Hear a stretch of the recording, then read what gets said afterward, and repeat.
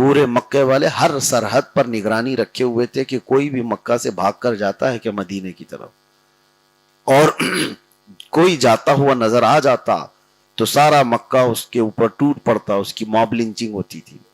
تو ہجرت کرنا آسان نہیں تھا، کیا بات ہے، لیکن حضرت صہیب اسی سختی کے دوران نکل پڑتے ہیں مدینہ طیبہ کے لیے۔ سبحان اللہ۔ تو جیسی وہ نکلنے لگے تو گنڈوں کی ایک جماعت آ گئی، حضرت صہیب رومی کو راستے میں روک لیا اور اس کے بعد مقابلہ ہوا دونوں کا۔ کیا بات تو ہے، حضرت صہیب بہت زخمی ہو گئے، یہاں تک کہ آپ کی ناک پھٹ گئی، گھٹنے پھٹ گئے۔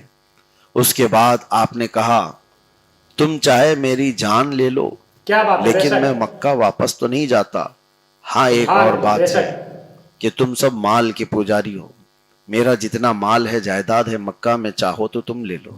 وہ سب اس بات پر اتفاق کر گئے اور حضرت صہیب رومی کا جتنا مال تھا، جتنی جائیداد تھی مکہ میں، وہ سب آنے واحد میں آپ نے ان کو دے دیا۔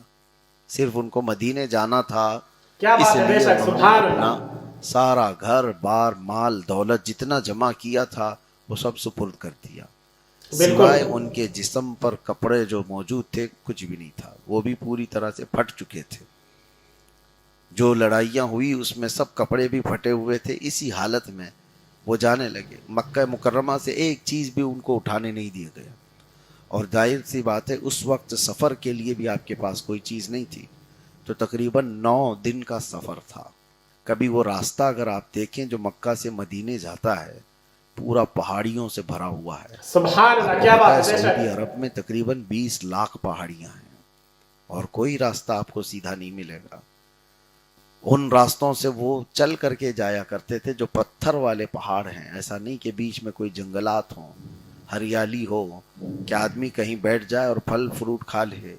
وہ سوکھے صحراؤں میں موجود پتھریلے پہاڑوں کے راستے آج دیکھ کر کے حیرت ہوتی ہے۔ اگر میں سچ کہہ رہا ہوں وہاں کے دوپہر کے وقت آپ کو بس میں سے 10 منٹ کے لیے اتار دیا جائے بغیر چپل کے، پورے تلووں میں آبلے پڑ جائیں گے۔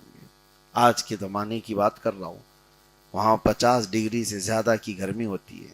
تو صحابہ جب اس طرح سے ہجرت کرتے تھے اور بغیر چپل کے بغیر لباس کے، کھانا پانی کچھ نہیں، اور راستہ ایسا کہ بیچ راستے میں کوئی کھانے کی چیز ملتی بھی نہیں کہ درخت ہوں تو پھل توڑ کے کھا لیں، کوئی چیز نہیں، اور ایسے کٹھن راستوں میں 430 کلومیٹر پیدل چل کر کے جانا یہ اپنے آپ میں کتنا بڑا چیلنج تھا، اور صحابہ یہ جوخم اٹھا لیتے تھے۔